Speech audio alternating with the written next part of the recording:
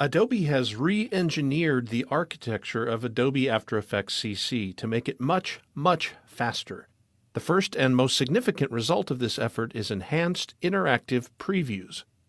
If you've used After Effects for any length of time, it'll be immediately obvious the first time you import a clip with audio and press the spacebar. Depending on the speed of your machine, you can get immediate playback.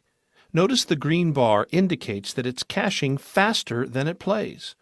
And best of all, as soon as it caches, you can hear audio with a spacebar preview. This is an awesome feature, but for the sake of this demo, I'll turn off audio for right now. But it doesn't end there. While you're previewing a comp, you can continue to work without interrupting the preview. For example, this clip may not be very interesting by itself, but it gets more fun if we add Cthulhu to the background. This is just a photo of an H.P. Lovecraft Cthulhu maquette designed by Hollywood sculptor Lee Joyner, imported as a layered Photoshop file and animated with the puppet tool. But you can see that we can turn on an adjustment layer with the transform effect applied to zoom in, and add a couple 4K rampant layers for smoke and particles to add some atmospherics. It ends up looking pretty cool for, let's face it, a simple comp. And in every case, the preview has continued to play and update in the background. Now, while things are now faster in After Effects, this doesn't mean that everything is suddenly playing back in real time. If we add an effect, like this camera lens blur, it won't render instantly the first time through. But this feature is all about interactive performance, as After Effects does continue to preview the comp as fast as your machine allows. You can resize windows, even open a second comp window if, for example, we want to tweak the color of Cthulhu's eyes.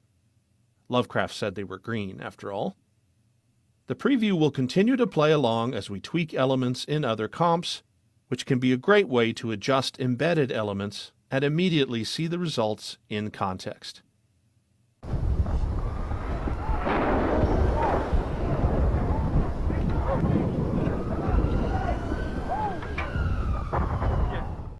We've seen that the spacebar is now a full-featured shortcut for controlling previews and for caching frames for real-time preview.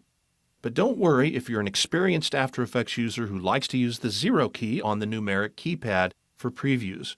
0 key previews still essentially behave as they used to by default. A quick look at the preview panel shows familiar controls for playing the comp, navigating a frame at a time, and jumping to the start and the end of the comp as before. But the old RAM preview button is now gone, and its functionality is rolled into the play button. In fact, the term RAM preview has been removed from After Effects, although old-timers like me will probably accidentally call it that for a while. And now, when you expand the preview panel by dragging the frame down, you can see lots of new options, including the ability to customize almost all of the shortcut functions. If you need a specific preview behavior that isn't part of the defaults, you can adjust it here. These pop-ups allow you to control the behavior for each of the shortcuts. Also, the play button will respect whichever shortcut is currently shown in the panel, whether that be spacebar or the 0 key on the numeric pad.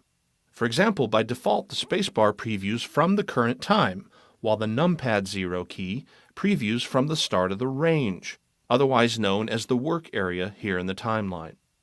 If for whatever reason you aren't happy with any of these changes, holding the Option key on the Mac or Alt key on Windows and clicking on the Reset button in the preview panel will change the behavior of previews to closely match the way they used to work. From a workflow aspect, things have changed a bit. If you have a work area set up in the timeline, for example, if I bring in the work area to focus just on the text animation, then the 0 key defaults to rendering what's inside the work area. The spacebar's default, on the other hand, is now work area extended by current time. And that means if the spacebar starts outside of the work area, it will add that extra bit of timeline to the work area before looping that larger segment of the timeline. Another big change is you can see the red line called the Preview Time Indicator, or PTI, moving along, but the blue current time indicator, or CTI, stays behind. Click in the timeline and it'll stop the preview as before. However, if we start the preview again and hold the Alt key on Windows or Option on Mac, you can grab the CTI and move it while the preview continues. Add the Shift key to snap to keyframes. For example, if we wanted to scrub the rotation value of our text keyframes to spin the letters a little as they scale up, we can do it without interrupting the preview. This takes some getting used to, but it's pretty amazing. However you choose to start a preview, you can interrupt it with the same keyboard shortcut, or by clicking Stop in the Preview panel, or by hitting the Escape key. Stopping a preview with the spacebar will default to leaving your time marker wherever it is, while stopping with the 0 key or the Escape key will take you back to the position of your current time indicator.